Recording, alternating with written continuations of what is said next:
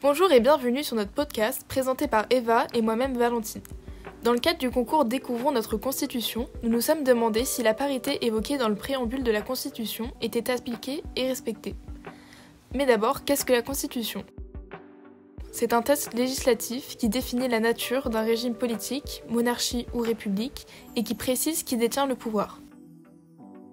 Alors avant de commencer, on aimerait faire une mention spéciale à nos collègues Mathis et Victor, qui n'ont pas pu briller par leur présence lors de l'enregistrement de ce podcast.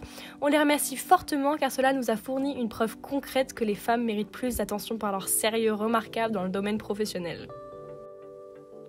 Comme énoncé dans l'article 1 du préambule, la loi favorise l'égal accès des femmes et des hommes aux mandats électoraux et aux fonctions électives, ainsi qu'aux responsabilités professionnelles et sociales. En nous penchant sur la question, il s'est avéré que le sujet de la parité, même s'il est inscrit dans les fondements de notre République, il est encore en évolution et reste à défendre. Pour mieux la comprendre, nous nous sommes intéressés à sa place dans la politique, mais également dans la scolarité et dans les entreprises. Tout commence avec l'ordonnance du 21 avril 1944. Cette ordonnance a permis aux femmes d'être électrices et éligibles dans les mêmes conditions que les hommes. Plus simplement, c'est le droit de vote des femmes. Les femmes sont davantage présentes dans la vie politique locale, mais toujours sur des fonctions moins élevées que celles des hommes. Malgré leur présence, les différences de représentation selon la fonction occupée persistent. Une fois élues, les femmes accèdent encore rarement aux plus hautes responsabilités. Par exemple, au sein des conseils municipaux en 2021, 42% sont des femmes.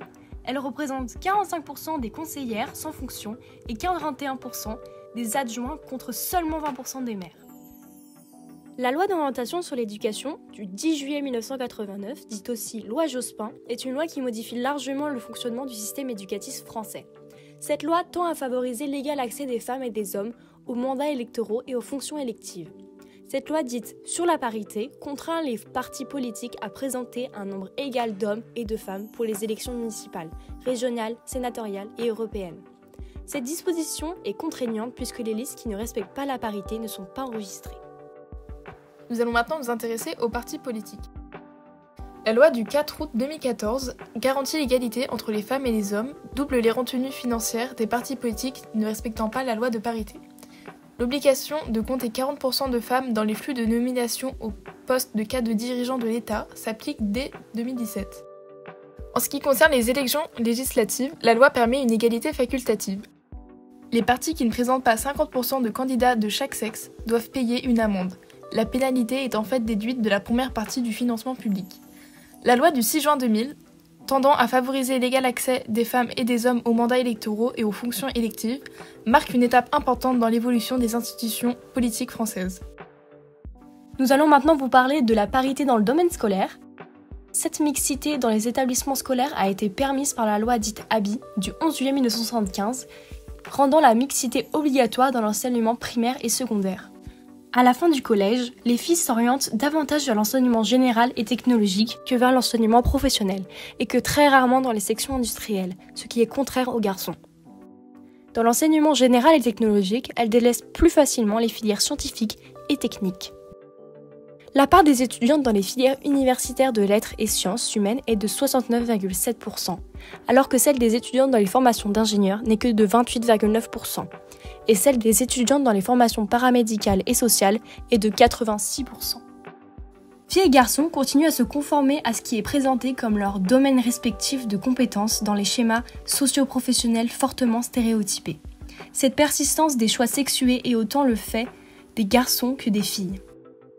Par exemple, quand ils se jugent très bons en mathématiques, 8 garçons sur 10 vont en filière scientifique scolaire, et quand elles se jugent très bonnes en mathématiques, 6 filles sur 10 vont en filière scientifique scolaire. Une des solutions mises en place par l'État est des modules de formation initiale et continue sur l'égalité filles-garçons, qui est rendu obligatoire dans les établissements scolaires afin d'informer et d'éduquer la nouvelle génération. Je vais maintenant vous parler de l'intervention de Sylvaine Turchiez, ancienne présidente de l'association Femmes et Sciences, qui est intervenue dans un podcast sur la parité. Elle nous parle de la communication scientifique effectuée par les hommes, que l'on retrouve par exemple dans les manuels, ce qui engendre le manque de représentation de femmes scientifiques, ce qui enracine les stéréotypes. Dans le contexte de la fin des années 90, les femmes satisfaites de leur poste scientifique travaillent dans l'ombre et ne cherchent pas à atteindre les plus hauts postes, par exemple les femmes assistantes médicales. Pour remédier à ce phénomène, le lycée Richelieu, comme vous l'avez peut-être vu, a placé des affiches mettant en avant des femmes scientifiques reconnues sur les portes afin d'inciter les jeunes femmes à se lancer dans des carrières scientifiques sérieuses. Les stéréotypes induits par l'éducation freinent l'avancée de la parité dans les entreprises. Nous allons maintenant vous parler de la parité dans les entreprises. La loi du 27 janvier 2011, relative à la représentation équilibrée des femmes et des hommes au sein des conseils d'administration et de surveillance à l'égalité professionnelle, dite loi Copé-Zimmermann, oblige les conseils d'administration des grandes entreprises à comporter 40% de femmes. Cette obligation devrait être atteinte en 2020 par les entreprises. Malheureusement, cette loi n'a pas réglé le problème car elle ne s'applique qu'au niveau des conseils d'administration. Mais elle ne s'est pas diffusée dans le reste des entreprises, elle est restée confinée dans les centres d'administration. Il reste des inégalités en termes d'accès aux responsabilités. Dans les entreprises, en France, en 2016, les femmes ne représentent que 3% des postes à la présidence. Mais par contre, il y a certains secteurs qui sont majoritairement représentés par des femmes, comme le social ou tout ce qui touche à la petite enfance, alors que d'autres sont davantage représentés par des hommes, comme les finances ou le sport. D'où le grand défi industriel avec un E majuscule mis en place par l'État. Le collectif recrute de nouveaux profils, femmes et hommes, techniciens ou techniciennes, cadres supérieurs sur tout le territoire national. Le but est d'augmenter la mixité dans le domaine industriel qui est encore aujourd'hui majoritairement masculin. Comme autre possible solution, l'État a mis en place un guide des bonnes pratiques innovantes en matière d'égalité hommes-femmes dans les entreprises. En effet, des études ont montré qu'une plus grande mixité apporte plus de communication, de coopération, des comportements moins hiérarchiques, plus participatifs et une plus grande créativité. Ainsi, s'il y a des salariés plus représentatifs des consommateurs, on va mieux comprendre les exigences, les envies et les attentes des clients.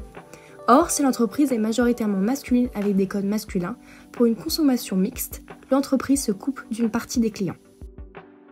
Pour conclure ce podcast, de grandes avancées ont été instaurées à la fin du XXe siècle ainsi qu'au début du XXIe siècle.